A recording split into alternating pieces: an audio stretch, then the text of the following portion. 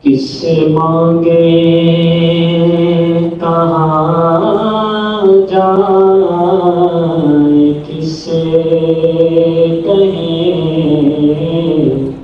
اور دنیا میں حاجت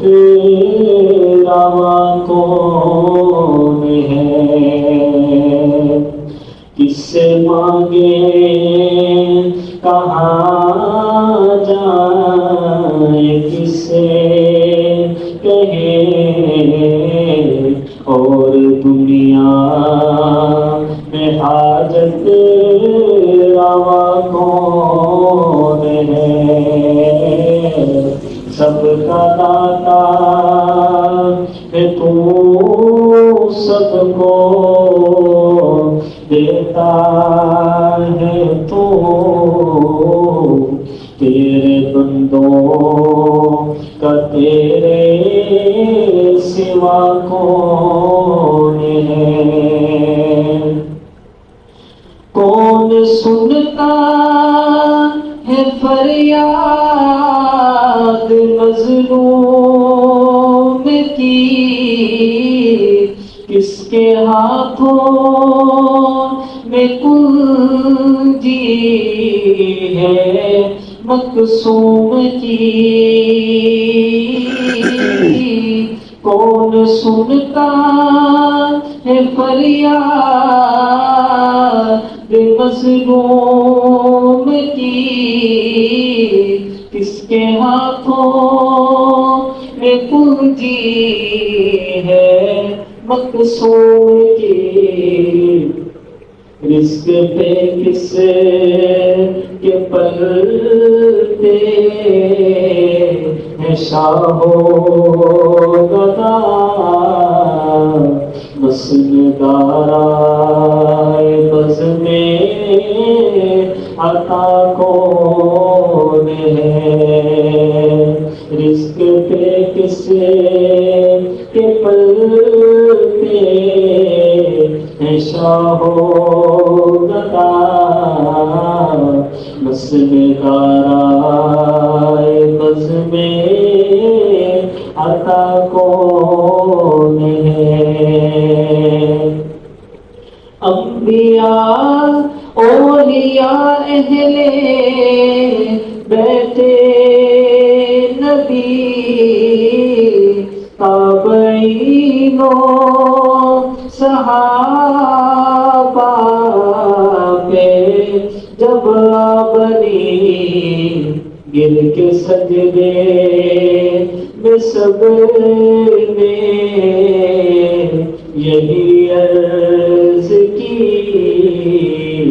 گر کے سجدے میں سب نے یہی عرض کی، تو نہیں ہے تو مشکل کشا کون ہے، کون مقبول ہے کون مردود ہے، بے خبر کیا خبر تجھے کو کیا کون ہے، کون مقبول ہے کون مردود ہے، بے خبر کیا خبر تجھے کو کیا کون ہے، جب تو لیں گے عمل سب کے میزان پر، جب تو لیں گے عمل سب کے میزان پر، تب کھلے گا کہ کھوٹا کھڑا کون ہے، اہل فکر و نظر جانتے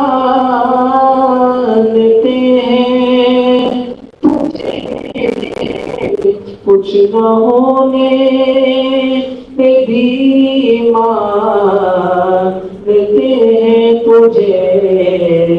اے نصیر سے کو تو فضل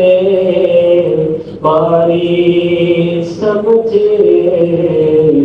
ورنہ تیری طرف دیکھتا کون ہے، کس سے مانگے کہاں جائیں، کس سے کہیں، اور دنیا میں حاجت روا کون ہے، سب کا داتا ہے تو، سب کو دیتا ہے تو، تیرے بندوں کا تیرے سوا کون ہے۔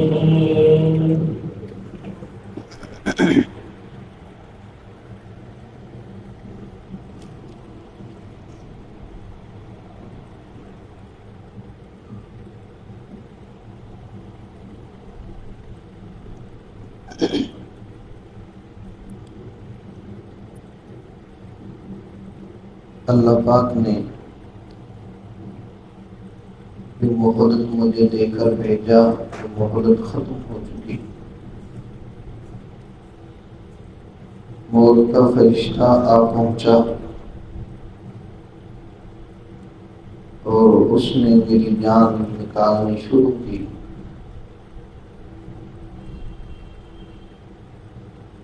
میں دیکھ رہا ہوں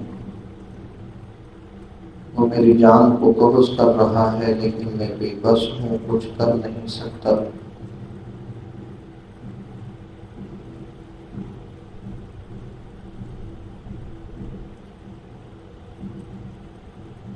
احباب جمع ہیں، اہل خانہ جمع ہیں، وہ میرے بیوی بچے جو میرے بغیر رہنا پسند نہیں کرتے تھے، میرے دوست احباب جو میرے بغیر رہ نہیں سکتے تھے، آج سب کہہ رہے ہیں کہ جلدی کریں، کفن دفن کا انتظام کریں۔ مجھے نہلا دیا گیا، کفن پہنا دیا گیا، چارپائی کو رکھ دیا گیا۔ احباب جمع ہیں اور پھر میری چارپائی کو اٹھا کے جنازہ میں لے جایا جاتا ہے۔ امام صاحب نے نماز جنازہ پڑھائی اور جلدی جلدی سے قبرستان کی طرف لے جایا گیا۔ وہاں پر پہلے سے قبر تیار تھی، ہاتھوں ہاتھ مجھے پکڑا اور قبر کے اندر اتار دیا،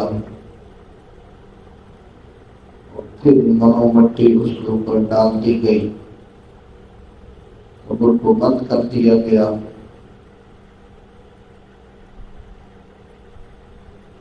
جیسے ہی قبر کو بند کیا، منکر نکیر آ پہنچے، اس سے سوال کرنے لگے، من ربک، من نبیک، ما دینک۔ اگر میں نے زندگی اللہ اور اللہ کے رسول کے حکم کے مطابق گزاری ہوگی تو میں ان سوالوں کے جواب دے پاؤں گا،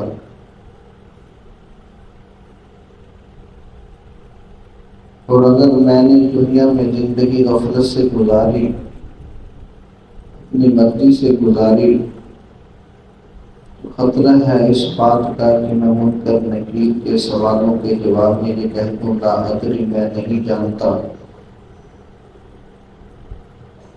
اور اگر خدا نہ خواستہ میں نے یہ کہہ دیا لا ادری میں نہیں جانتا، تو ہمیشہ ہمیشہ کے لیے ان پر سانپ بچھو چھوڑ دیے جائیں گے جو قیامت تک مجھے ڈستے رہیں گے۔ ہزاروں سال کے بعد قیامت برپا ہے، سب لوگ اپنے اپنے قبروں سے اٹھ رہے ہیں اور اللہ کی بارگاہ میں جا رہے ہیں۔ میں بھی اپنی قبر سے اٹھوں گا اور کانپتا ہوا ڈرتا ہوا اللہ کی بارگاہ میں پہنچوں گا کہ آج ہماری بلبل کے سامنے کھڑا ہونا ہے اور اپنے رب کو کیا جواب دوں گا۔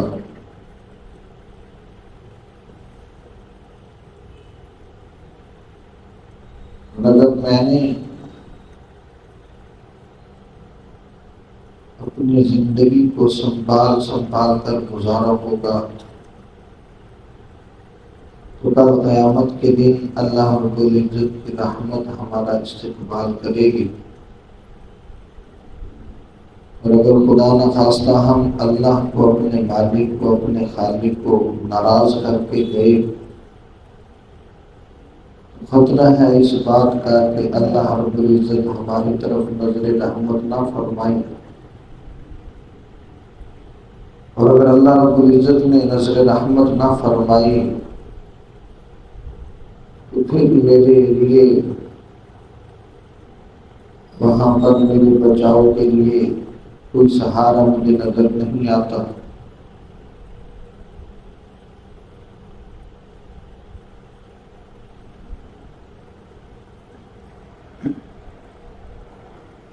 بسم اللہ الرحمن الرحیم، اللهم صل على سيدنا ومولانا محمد وعلى آل سيدنا ومولانا محمد وسلم عليه۔ ربنا آتنا في الدنيا حسنة وفي الآخرة حسنة وقنا عذاب النار۔ ربنا ظلمنا أنفسنا وإن لم تغفر لنا وترحمنا لنكونن من الخاسرين۔